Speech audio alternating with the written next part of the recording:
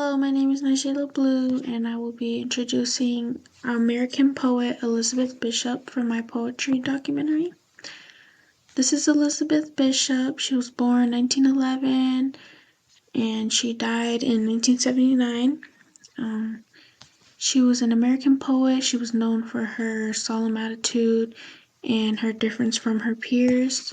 Her mother was institutionalized shortly after her father passed away while she was a baby, so she had early trauma, which correlated into her poetry later on in life, and she wrote a lot about these things.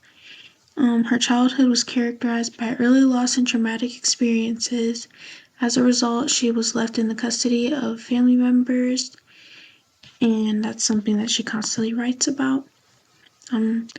After college, she decided to travel with her lover at the time, and she didn't work much during her youth, and she only produced about 100 poems with delicacy, and which is why they are so famous today, infamous. And she was different from her peers, such as Sylvia Plath or Anne Sexton, and she remained really private and often rejected confessional techniques like most poets do.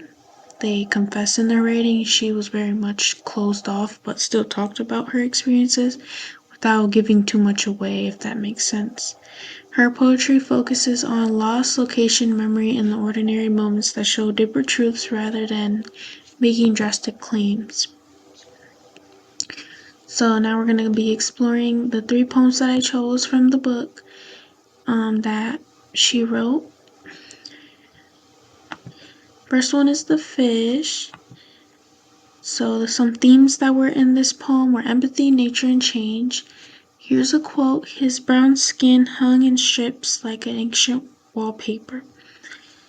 The Fish by Elizabeth Bishop starts off as a straightforward account of a big beaten fish that the speaker has caught, but it eventually deepens to a poignant emotional realization, so she sees things deeper than what they are from reality. She observes that the fish's skin was hanging like an ancient wallpaper with great care, and this perception leads to empathy, which is very deep to think about.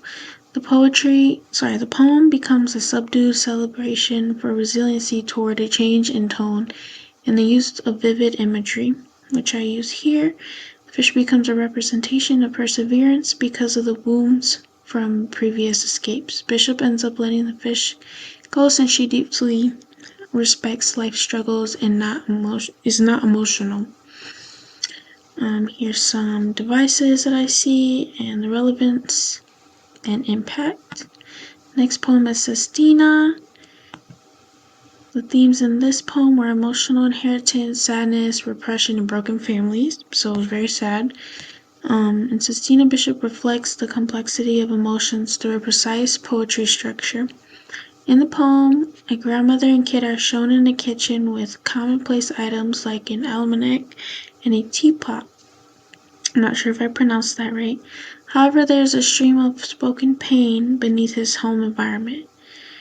Bishop replicates the allegorical nature of repressed emotion by using terms like tears, house, and child again.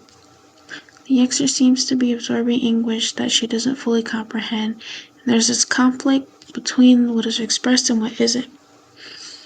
This poem really touched me because she's explaining something that cannot be explained in a way. She conveys a silent, frequently overlooked legacy of grief with this multi-layered structure. Next poem is First Death in Nova Scotia. Not sure how to pronounce it, but it was a good poem. Innocence, death, and childlike wonder are surrounding death or mortality or life are the themes that I saw in this poem. Through strange and dreamlike visuals, First Death in Nova Scotia examines a young child's first experience with death. We don't know if she was talking about her own experiences, but with her knowledge and the way she described it, I would assume that it was her own experience. The speaker compares the relative to a doll that hadn't been painted yet. while he lies in a tiny white casket.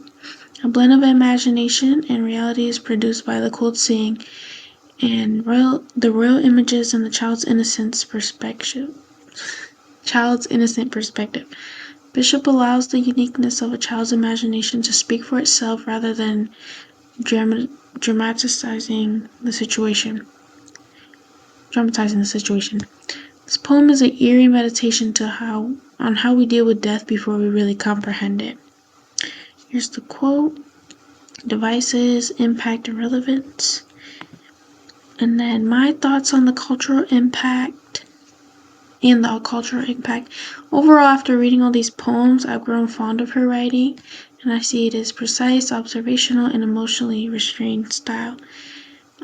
She has even influenced some major poets during her time, and I believe she's influencing generations of poets to come, including myself.